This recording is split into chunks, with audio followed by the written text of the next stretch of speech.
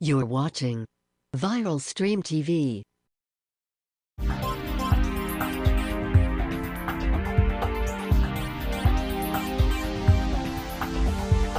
Welcome to the chat room. I'm Tonya Gray. Today my guest is Quincy Mukoro, president and founder of the Octagon Group, a full-service government relations and business development firm. Thank you for joining us today. Hey, thank you. Did I pronounce your name right? Hey, Mukoro, you did a great job. Mukoro. So let me just read a little bit about what your website says. The Octagon Group handles both business development and government relations, concentrating on county and city governments. On the government relations side, the company lobbies on behalf of associations, private interests, and local government entities for the protection of revenue. Speak about what you do as a lobbyist and what some of your clients look like. Yeah, well, see, what I do as a lobbyist is basically I try to help my clients forward their interests at the state capitol or even on the federal level on the Hill. I've got an emphasis in municipal government. So basically, the big thing with municipal government, like the city of Jackson was one of my clients, is you've got to try to always protect the revenue that comes to the city. You know, during the session, there'll be lots of bills that'll be passed that will say, okay, let's exempt sales tax for a certain interest. But you've got to realize if you exempt sales tax, that's money that's being pulled out of the coffers that ultimately normally would go to the city. And once you do that, realize that's money that goes into paving roads, streets, all the services people take for granted that you don't think about. Okay. Those effects come from the State House, you know, so you need a lobbyist who can also say, okay, look, though you want to entice businesses and stuff like that, let's do it in a sensible way so you don't affect the municipality in the end, you know. Gotcha. So you look out for the revenue of the municipality. That's one of the things. One of the things. And on the business development side, you represent private sector clients that want to provide services to city and town. So speak about it from that perspective. That's a situation I definitely got into when I started this company, is because I used to look and see cities are always strapped for cash. You know, like I said, you know, it's hard to find funds from the state end. It's hard to find funds from the federal government end.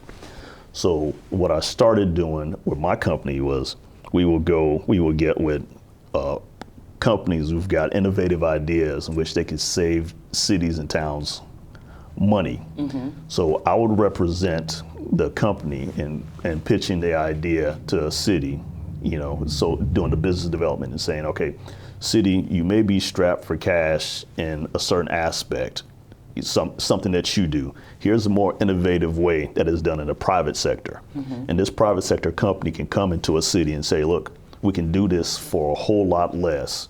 We can be a whole lot more effective, more responsive to your needs, and cost the taxpayers a whole lot less mm-hmm. in providing the service. So, I mean, whether it be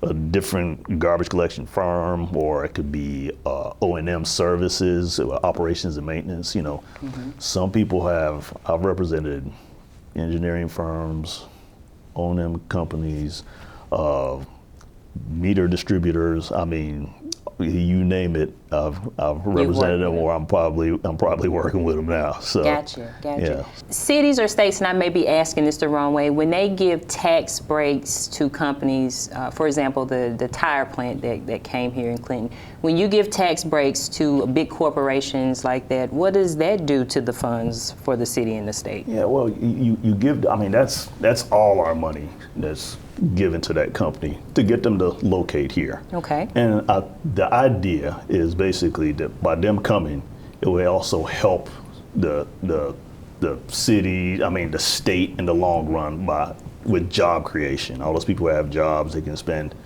but it's also still you're giving away a lot of money to bring them in. Exactly. And you know, nobody's against the idea, but as long as you do it sensibly, in the sense that, you know, you realize the impacts on the state and everybody around before you give it. And you have to look at how long you plan on giving this break. Right. And do you have stipulations that go along with these tax breaks. Exactly. I mean, you don't want to just, Give the them company everything.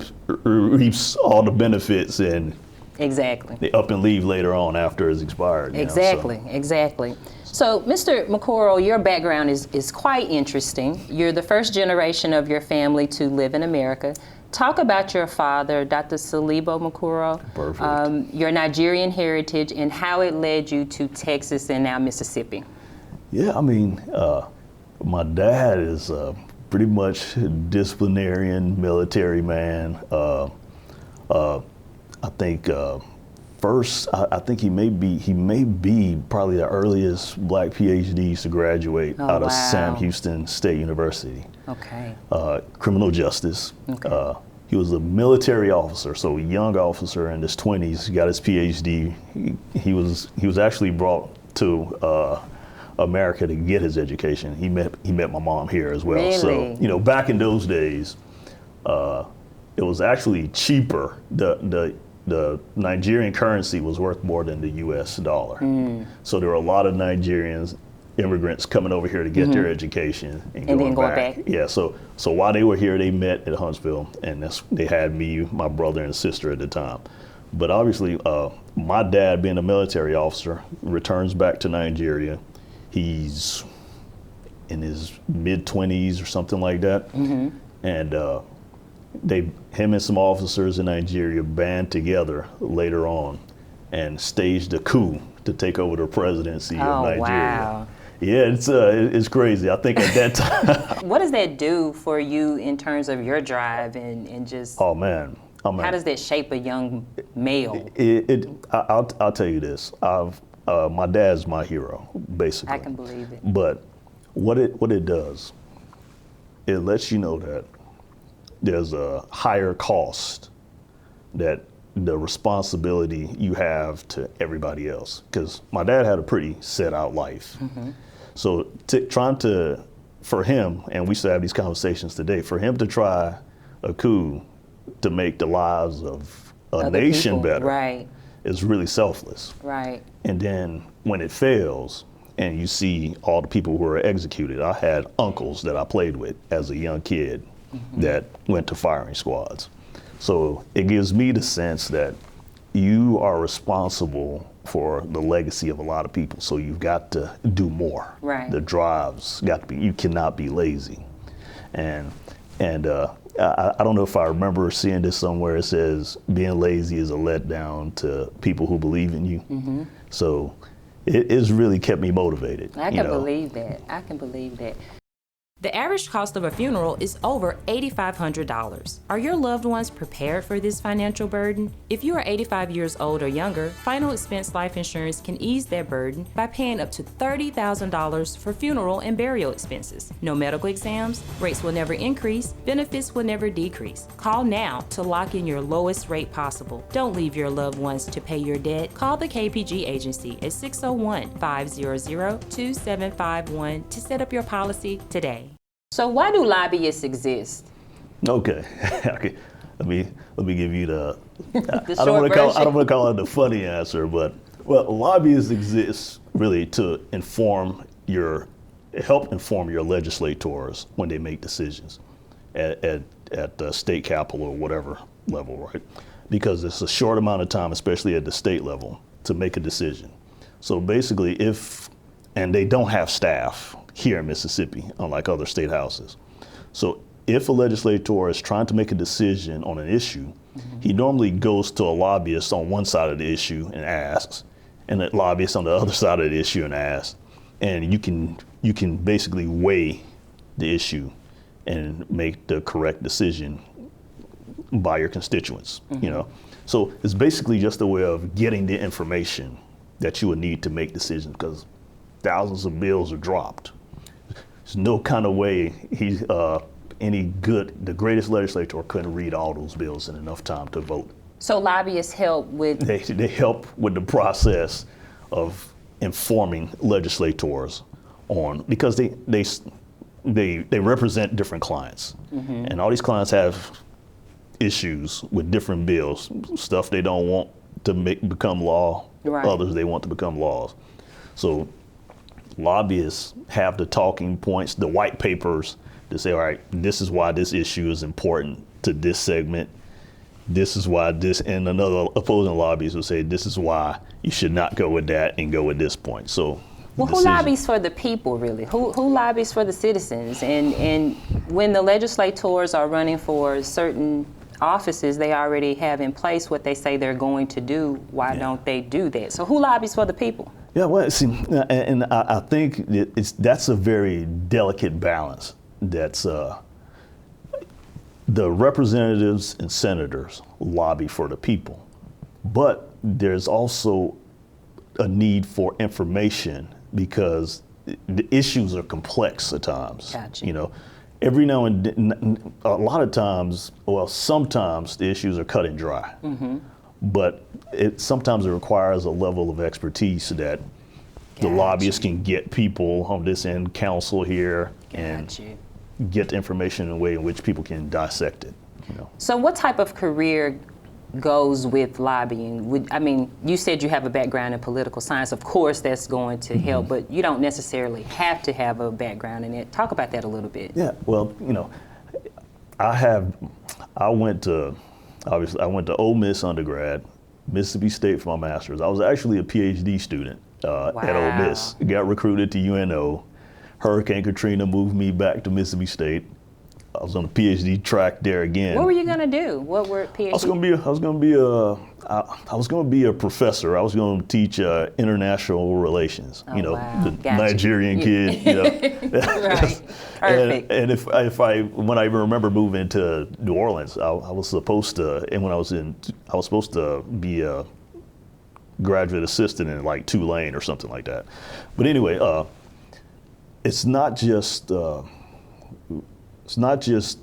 being a political science major that actually helps in being a lobbying. You just have to be good with people. Okay. And I think you just have to be honest. You know, when a senator or representative asks you what you believe, or not what you believe, but they ask for information on a certain issue, you want to be truthful. Right. You know, you don't want to mislead anybody. You know, and I think you've got to be able to work with a lot of people. You know, and a problem solver. Compromise. I remember you saying that. A problem solver. Big time problem solver.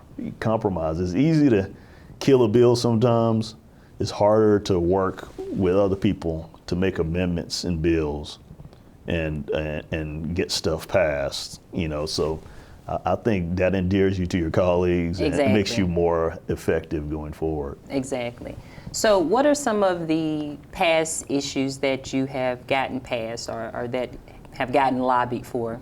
Oh man, I still say I remember my initial days when I first started lobbying, and that's with the Municipal League. The Mississippi Municipal League was my start into lobbying.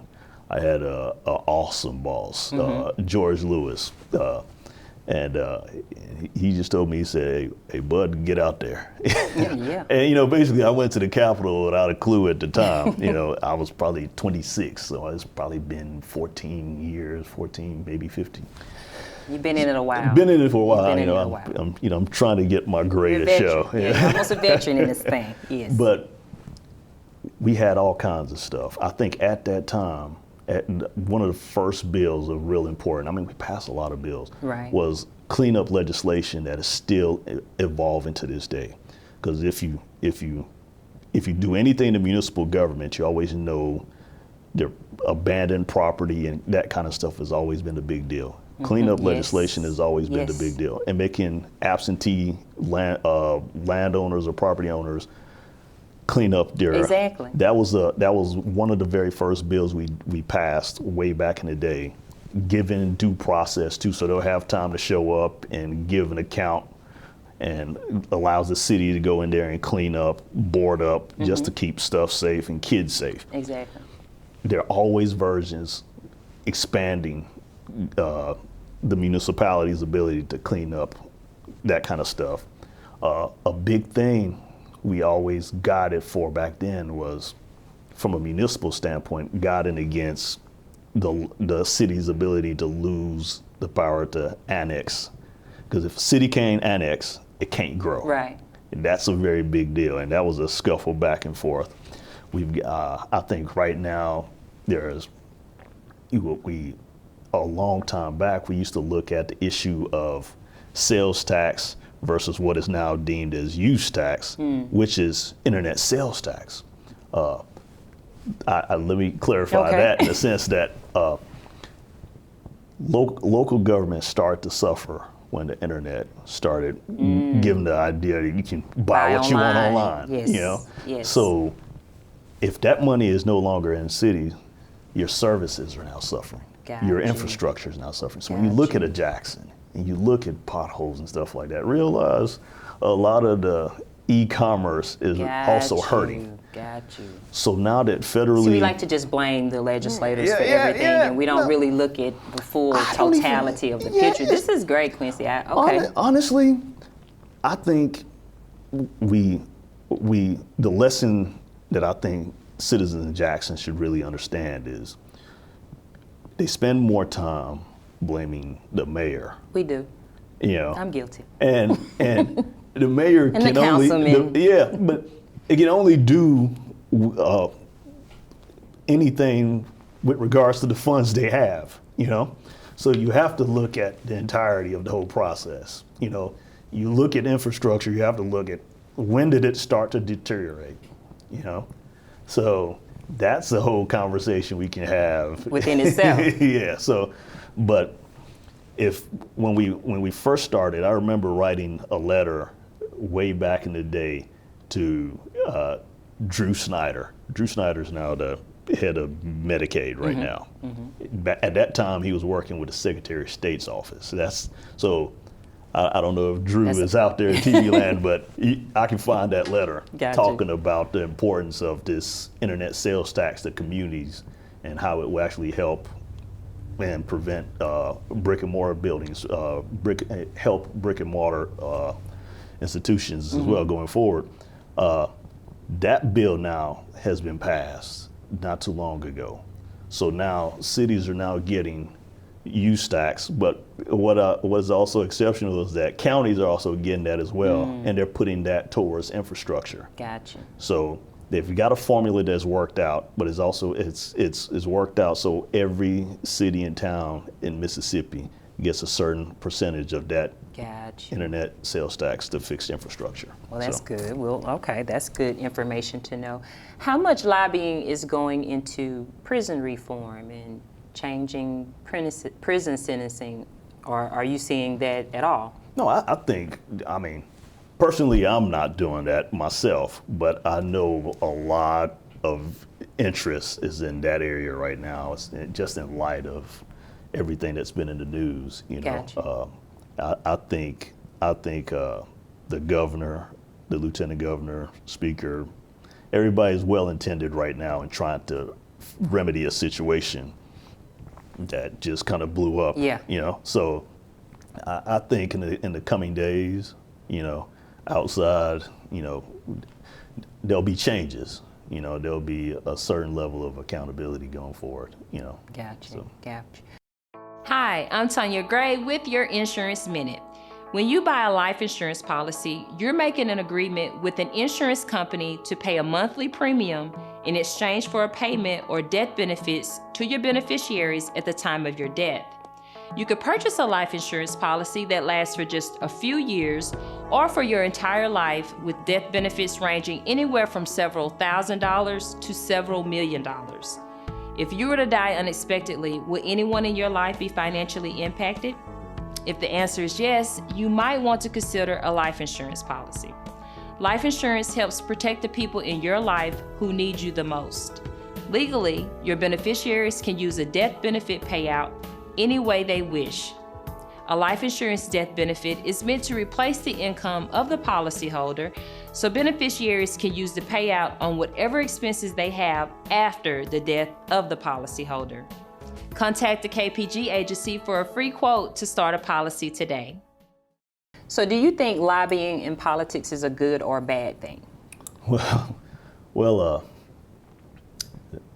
I think basically from the information standpoint, and from where I'm standing from, and you're asking me, and that's what I'm doing for a living, you know, I think it's needed. It's needed. It's a necessary situation because, you know, in Mississippi, based on the fact that you don't have full staffs or anything like that. Now, you've said that before earlier. What would a full staff consist of? Like, what do they need? Yeah, you would actually need people that, yeah, you would need almost every representative to almost have like a policy person, kind of like you have in DC, you know. That just sits and reads the bills and just picks out what you... and basically over time become experts in area of transportation, utilities. And so why don't we have that? Well, I mean, all that again, you know, it's a funding deal. You got to pay all these people, you know. Well, we could get some of that $360 million that's being used to house the inmates, and how about that? I mean, I'm just saying, that's $360 million. There you go. Where's that money going? Hey, look, I'm sorry, I'm not trying to pull you into that question. Staying in my lane. I've read a few articles about you in Jackson Jambalaya, which is this online blogging website, if you want to call it that. And they speak about your pay as a lobbyist, and they try to take shots at your experience. Are lobbyists paid too much, in your opinion? And how do you deal with the negative publicity? According to everything that you have to do, you need this money, Quincy. Go ahead. Well, I'll say this. Are lobbyists paid too much? I guess it's a subjective question sometimes. But then you also have to look at who's asking that question. Who's asking, and you look at the client. I mean, you can basically tell if, you know, I've got the city of Jackson, you know, and my contract is what it is, and it's two-tiered, so it's state and federal. Then we look at the next, and Jackson is a population of... And Jackson is also the capital city of the state. So. Population close, 175, almost 200,000 people. Yeah. The next closest paid lobbyists, yes. Okay, so we're talking about 60 right there, right? Yeah. But population maybe 40,000. Way less. So if we do it per person, right, I am drastically underpaid. Gotcha. So then you look at representation, right? So you look at all the senators and representatives from those areas. For the city of Jackson, we have almost 18. You know, so basically, I've got to be. I'm their assistant as well. Gotcha. So then add a council, then the administration. So it's a tough deal. It's a full-time job. I can believe it. And I think what people or the naysayers don't understand is there's a level of experience that goes with working in municipal government or working for like the municipal association that makes you better prepared to deal with municipal work. Gotcha. You know, right. You've got to be able to look at a bill and say, I know where I've seen this before. Gotcha. You know, and you know, if other people have different perceptions on what it takes to. They look at the dollar amount first, right? You know, and not the work. You know, and you don't love the work. You know, and you don't love the people, right? You know, you're gonna have a problem being in this position. And right. I'm not gonna steal anybody's saying about if you don't love the people, you know, right? You'll betray the people. So anyway, that was go ahead. Yeah. So we talked about if you're paying them I'm trying to make sure I got the questions all answered. The negative publicity. How do you deal with that? Yeah. Well, you've got to know at some point when you're doing this job, negative publicity will come. The way I deal with it, you know, I talk with my wife, but after a while she lets me know, Quincy, don't read any of that stuff anymore, you know, and it helps. You know, you've got people who support you. You know, I remember the first time I got a bad review with those good Christian guys. I got a lot of friends who called me and said, these guys don't even know what lobbying is about. They don't know. Right. They don't even understand what it is. You've traveled the entire state of Mississippi. You've seen mayors. You've seen alder people.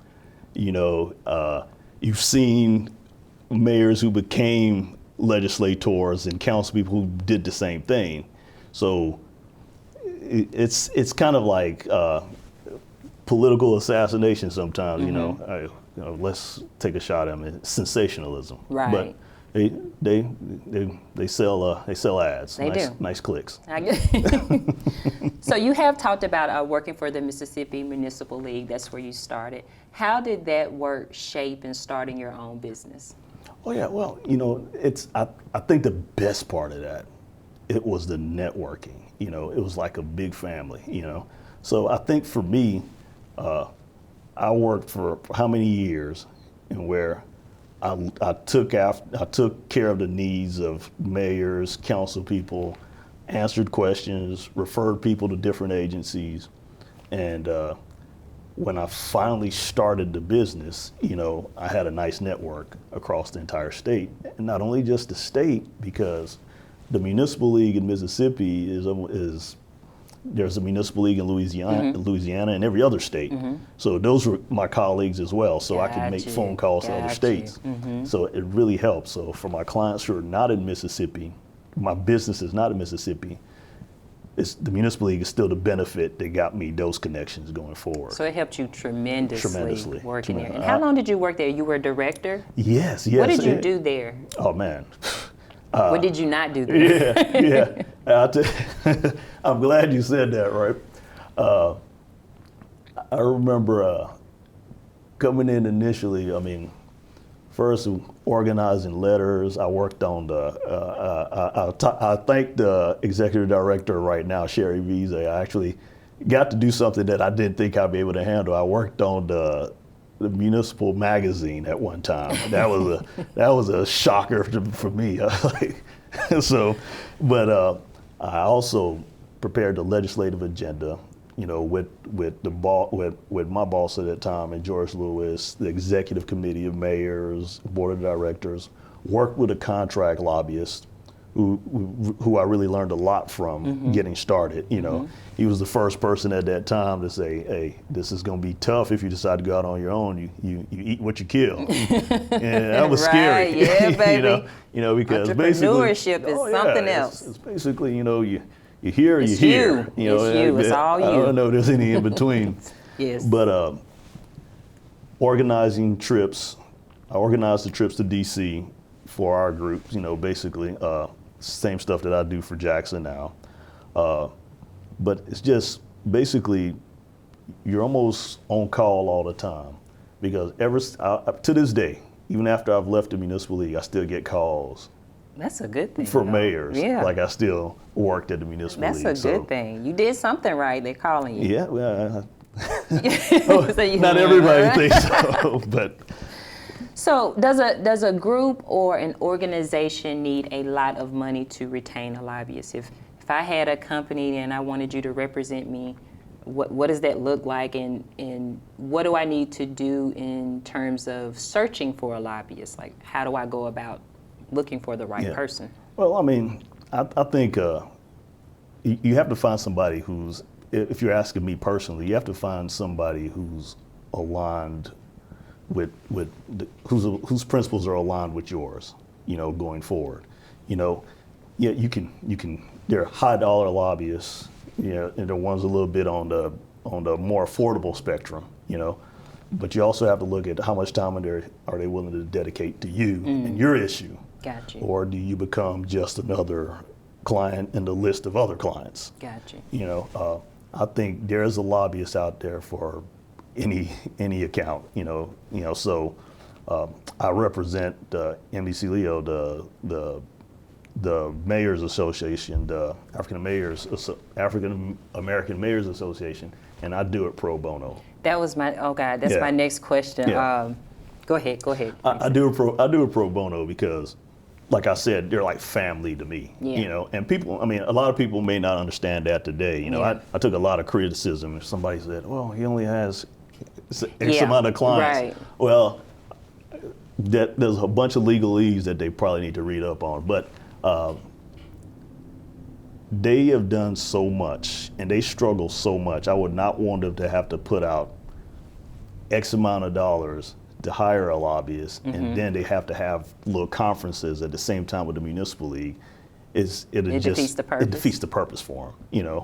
While I figure while I'm up here and I'm doing other work, I can also just look around and say, hey, this will be perfect for you guys to get into, look at, and stuff like that. So, is the Municipal League where you can start to like?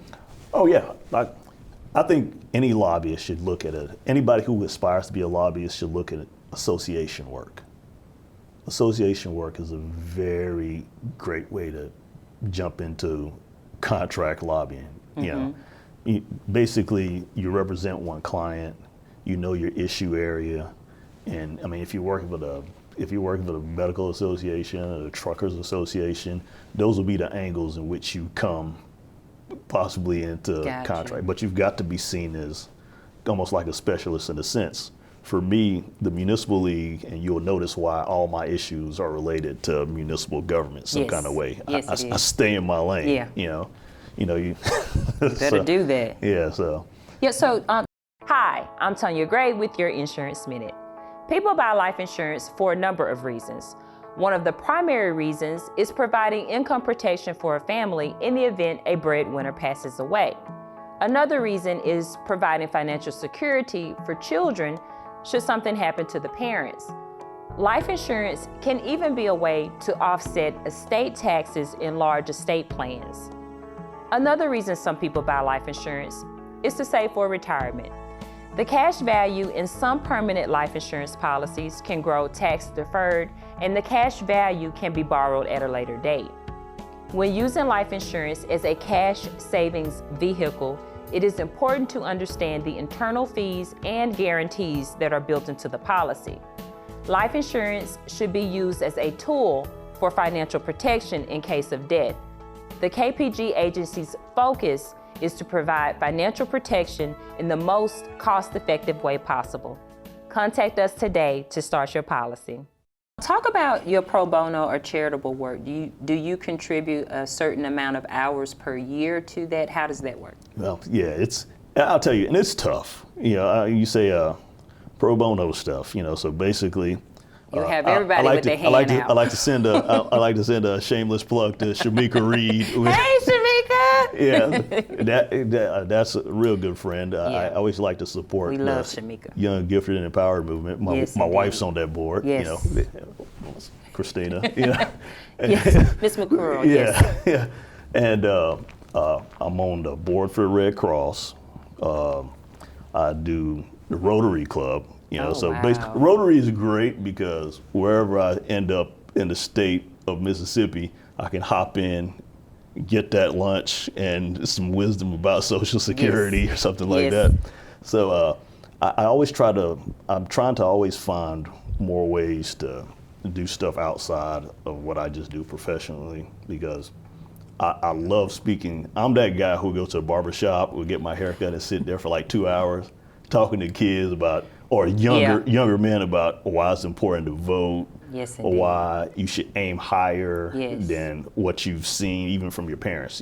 Right. Because I believe that if you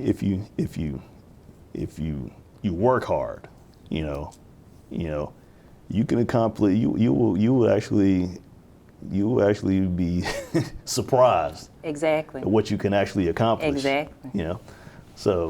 So you contribute your hours and do your fair share. That's good. That's admirable. A husband and a dad. Dad, yes. Girl dad, yes. Yes. So what is the most important thing a lobbyist can do? Most important thing a lobbyist can do. I mean, you talked about integrity earlier when we were kind of chatting off camera. But I guess that's different for every other lobbyist. I don't want lobbying to be the final chapter with Quincy Mukoro. Gotcha. But I think if we're saying the most important thing a lobbyist can do, I mean, by your clients, hopefully you can get them the results they pay you for. But I think day to day, just getting up, continue to foster relationships, and just work hard. I mean, you'll have up seasons and you'll have down seasons, and I think after a while I'm going through my fire right now. It's you know, I'm a younger face, Yeah. you know, and I think over time people will realize, you know, or even in our lobbying community, because I have a lot of friends, but you know, a lot of people may still be skeptical, Right. you know, but I think they will realize that I mean well for the state, you know. I'm a younger guy who probably possibly could have moved his family out of Mississippi. State. Yes, you know. indeed, and made more money. Yeah, well, I mean, it's Shamelessly. if not you're that looking it's at the about economy, that, but but I chose to stay because I actually believe in Mississippi. I truly do. that's you know? great, Quincy. So I'm gonna, well, let me ask you this before I get to this last question. What type of mentoring do you do for young boys? Because you and I did a youth summit at Tougaloo College for the kids. So how much do you mentor? Because you speak about children so much and talking about young people. So how much of that do you give back? yeah, well, You probably don't have the time. Yeah, well, but- no, but you know, I try. You know, I try because you run into people in so many different walks of life, right? And all you have to do is try to inspire in some little way, and they take off. I'm here today because of Wirt Thomas, and most people who will see us today will say, "Oh man, they are competitors," you know, in a sense. You know, I was in grad school, and I met him. I can't remember exactly the logistics of that, but I ended up in Jackson later on, a year later, and I'm lobbying for a different association. But before I met him, I never knew what a lobbyist was, what a lobbyist did. But in sitting down with him and talking to him before, at that time I met him, You were sparked. intrigued. Yeah. I knew that's what I wanted to do. Yeah. Even when I was working That for the one municipal. conversation. Yes, that's all it takes. That's all it takes. That's all it takes. So I think I'm the kind of guy, like I said, I would go to a car wash. I would talk to guys. You know, if people know me, I tend to yap it. All my kids have the same little problem now. But I think I've spoken to people. I don't want to drop any names, but you also have to make sure you let people know you acknowledge their success, you're happy for them, you're proud of their accomplishments, because it builds. In a world where everybody's always beating on people, you know, they need that positive reinforcement, you know, to go through the fires. You're right. You know? You're right. I've got my dad too, you know, if you know, being a military guy, I can say, look, Pops, they're saying bad things about me. Yeah. Like, you better shake that off. You know, so yeah, so basically I'm trying, and basically I'm going to try to do a whole lot more, you know. Oh, that's great. That's great, Quincy. Here's my last question here. So right now there is a big debate on ADOS, American Descendant of Slaves. I'm not sure if you're familiar with that. Okay. But Antonio Moore, he's an attorney out of California, and Yvette Carnell, they have created this platform where they're speaking about reparations for Black people. What are your thoughts on reparations? And do Black people need a lobbyist for reparations? What would that even look like? Give me your most political answer, Quincy. I'll give you a political answer. I would say Black people have contributed a lot to America as we know it. And that cannot be discounted by any means. So how do we make this a reality is how do we put it in a way in which people can understand? Digest it. Exactly. Make it palatable. You know, Yes. exactly. You know, a lot of people will probably look at the words as they're kind of, when you say reparation, it's almost like a buzzword and the conversation ends. Yeah. How do you keep the conversation going is always what you have to look at. You know, I don't think with the right message that goal cannot be accomplished, but there has to be the right message and basically a roadmap to say, okay, this not only helps this group that's been marginalized for so long, but ends up helping the entire country, you know? And I think issues like this you see, especially in this kind of time period with coronavirus going around and the stock market plummeting, you have to find a way to keep the whole system going. You know, so what do you do? I mean, how do you distribute funds? Do you distribute to just the one sector, or do you distribute to everybody and groups that can actually stimulate that economy again? You know, I got you. So roundabout way of saying, you know, there has to be. Do I have the answer? No, I don't. But I know that, you know, the conversation has to be had. Great answer. Great answer. I'm going to end with this. I know I said I was through, but I'm not. The coronavirus. What are your thoughts on where we are with that? Because I was talking to you earlier, and you were saying it wasn't so much the virus that you're concerned with; it's the economy that's kind of going to take a hit. So talk about that a little bit. Yeah, well, you know, I don't know how I describe my hobby as a stockbroker by night on my laptop. Got you. But yeah, the fear, consumer confidence, is what's really going to kill the economy behind this, or what's really hammering away at the economy behind this pandemic. People have to have jobs. Yes. You know, and jobs are looking at the consumer confidence, and they're like, hey, we might end up shutting our doors. So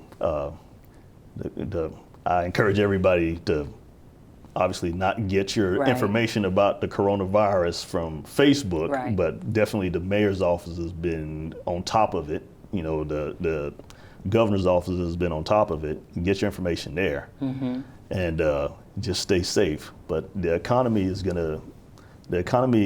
hopefully will rebound eventually. I mean, you know, lots of stimulus, lots of money has been thrown at it right now, which hasn't really been helping. But we're all watching it. We're all watching it. I mean, if you got 401ks and stuff like that, they're all taking hits. They're all taking hits.